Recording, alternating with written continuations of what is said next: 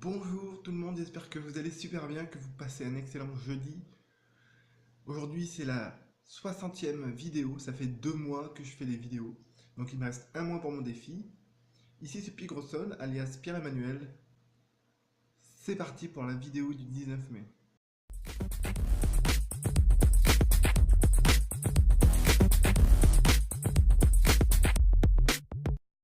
Alors, en bilan, j'ai passé encore une excellente soirée.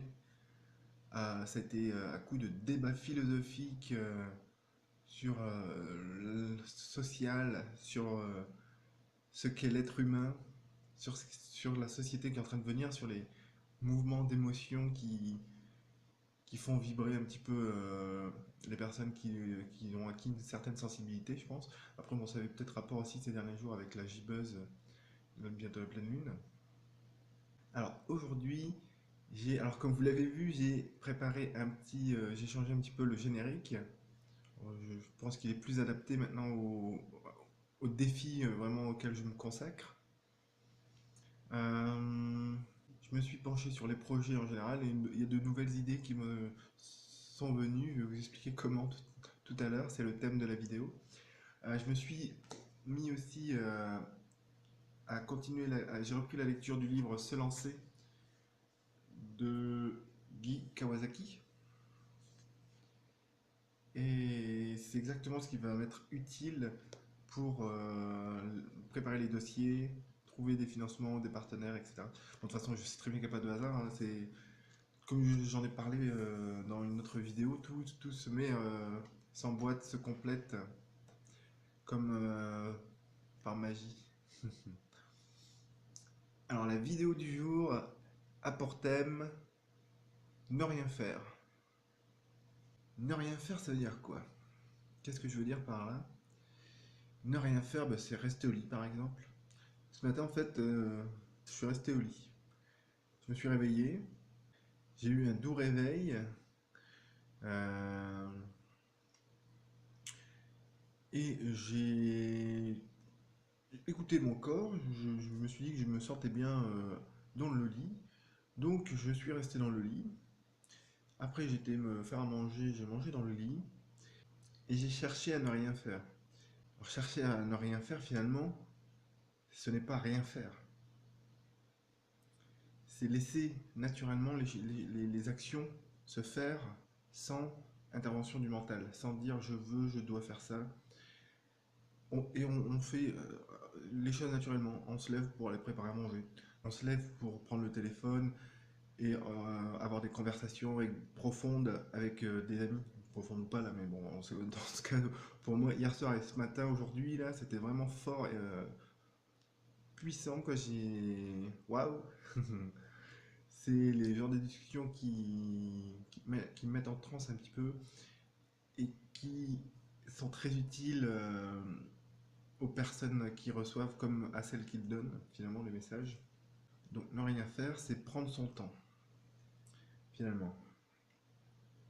Respirer, laisser le mental courir et s'attacher vraiment aux besoins corporels. Et finalement, bah, j'ai quand même pris mon téléphone pour donc rendre service en quelque sorte. Pas rendre service, parce que c'est réciproque, hein. Si la personne ne m'aurait pas posé la question dans la forme qu'elle l'a fait, au moment où elle l'a fait, etc., sous l'influence qui était à ce moment-là, je n'aurais pas sorti, je n'aurais pas écrit, je n'aurais pas partagé ce que je lui ai partagé de cette manière-là. Hein, tout est lié. Donc prendre le temps de respirer aussi. Faire de la méditation. Alors là, je vais faire un petit point peut-être sur la méditation. La méditation, c'est quelque chose qui m'intéresse depuis de nombreuses années, hein, un peu plus de 10 ans, je pense maintenant. Mais il y a quelque chose dans la culture que j'ai reçue, dans l'image quand j'en ai eu en tout cas, c'est que ça correspond à ne rien faire, justement. Dans le sens de ne pas être productif, ça sert à rien, quoi. C'est, je sais pas si c'est commun ou pas, mais j'avais je dois lutter entre guillemets, je dois accepter cette idée-là que il y a une partie de moi qui considère que c'est inutile de méditer, que ça sert à rien. Il y a une autre partie de moi forcément qui s'est rendu compte que c'était faux, parce qu'il y a un gain de bien-être, de contrôle sur soi, de clarté d'esprit qui est indéniable et qui est indéniable. Et donc, méditer, ce n'est pas rien faire, au contraire, c'est prendre soin de soi. Faut donner. Et alors pourquoi j'ai l'impression aussi pourquoi j'ai du mal à méditer, c'est parce que j'ai pas appris non plus. J'ai dû apprendre moi-même l'habitude de me donner de l'importance, de prendre du temps pour moi.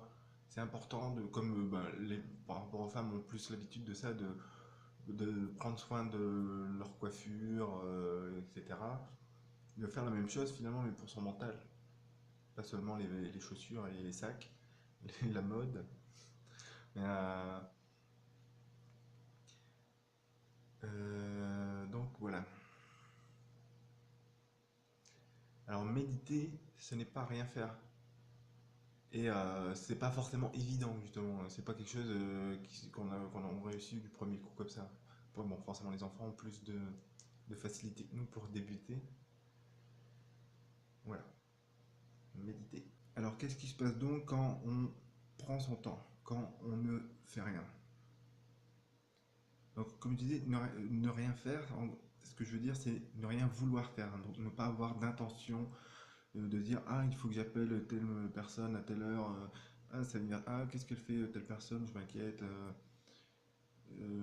etc. À part vraiment ce qui est essentiel, mais à la rigueur vous pouvez réserver une journée, généralement c'est les week-ends, ça sert à ça, à rien faire. Donc en gros à se lâcher le mental pour s'adonner à des activités qui font plaisir, qui détendent le corps. Hein, comme ce n'est pas une obligation, ce n'est pas encadré par le mental, c'est quelque chose, c'est un besoin naturel, et donc c'est bon pour la vie, pour le moral, pour le corps, quoi. Et c'est aussi pour ça qu'on a les week-ends finalement. En gros, on stresse la semaine de travail, le week-end, on se reconnecte avec soi, on récupère, et puis on est reparti pour un tour. Sauf que c'est pas forcément la méthode la plus saine de vivre sur le long terme. Se vider l'esprit, ça vous permet aussi de permettre aux idées, à vos intuitions, etc., d'arriver jusqu'à votre conscience et donc de vous influencer davantage. C'est en ne faisant rien. Par exemple, j'ai pris les 2 dernières semaines où je me suis fort concentré sur les projets, etc. Presque la tête a explosé. Là, j'ai pris la journée pour respirer, me détacher de ça. Maintenant, j'ai l'esprit beaucoup plus clair et ma vision aussi est éclaircie. Donc, c'est remotivant, enfin, ça booste, ça permet finalement d'avancer, de continuer à avancer, quoi. C'est comme si on regardait, on était après chaque marche, qu'on marchait sur l'échelle de la vie, j'ai envie de dire, selon soi. Donc, ne rien faire, se reposer, c'est bon. Quand le corps est trop stressé, qu'il manque de sommeil, qu'il est toujours sous caféine, etc., il ne peut pas se relâcher l'attention et vous avez beaucoup de difficultés à vous laisser atteindre par vos intuitions. Il y a Einstein, par exemple, je crois que c'est Einstein, qui, quand il y avait un problème, se le lisait intérieurement et il s'endormait. Il faisait une sieste. Au réveil, il avait la solution. Le fait de détacher, de lâcher la pression, c'est positif et ça nous permet de trouver la solution adéquate qui nous est nécessaire pour continuer. D'avoir des nouvelles idées, de... Alors, je vais vous parler un petit peu de mon expérience propre par rapport à ne rien faire, parce que certaines facettes de ma personnalité finalement sont fainéantes. Donc, à un moment de ma vie, au cours de mes expériences, où j'ai expérimenté le ne rien faire, quoi. Mais vraiment rien faire. Et justement, je me suis rendu que c'est impossible. En fait, rien faire, forcément, tu vas. Au début, tu bouges peut-être encore un peu, tu penses, etc. Mais alors, pour vraiment arriver à ne rien faire, c'est la seule chose que je connaisse vraiment pour y arriver, c'est méditer. Dire, tu ne bouges pas, quoi. Tu fais rien, quoi. Enfin, tu respires. Donc, je me suis rendu compte que c'était impossible. Je me suis rendu compte aussi que pour une période de charge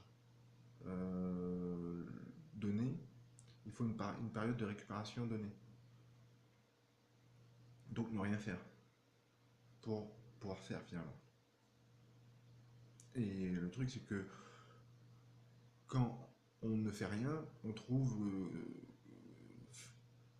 quelle bonne chose faire finalement. C'est pas, on n'a pas une idée qui va nous ramener à la faillite ou qui va nous mener à vivre dans la rue. Sauf si c'est nécessaire pour notre cheminement et notre compréhension. Si on comprend pas par la sagesse, on comprend par la souffrance, enfin, par les épreuves, quoi. Voilà, voilà. Mais écoutez, je vous remercie de votre attention. J'espère que la vidéo, elle vous a plu, que le sujet également. Je vous remercie de votre attention. Si la vidéo t'a plu, tu peux cliquer sur le pouce bleu en dessous. Tu peux aussi t'abonner à la chaîne. Ça me fera plaisir. Si tu as des commentaires, des suggestions, n'hésite à les partager dans le champ prévu à cet effet en dessous de la vidéo. Je vais te souhaiter une bonne soirée et je vais te souhaiter un bon jeudi 19 mai. Ici c'est Pigrosol alias Pierre Emmanuel. Pour le défi, c'est le 60e jour, la 60e vidéo. Il reste un mois de défi. Je vous remercie de votre attention. Je vous dis à demain. Ciao ciao, prenez soin de vous.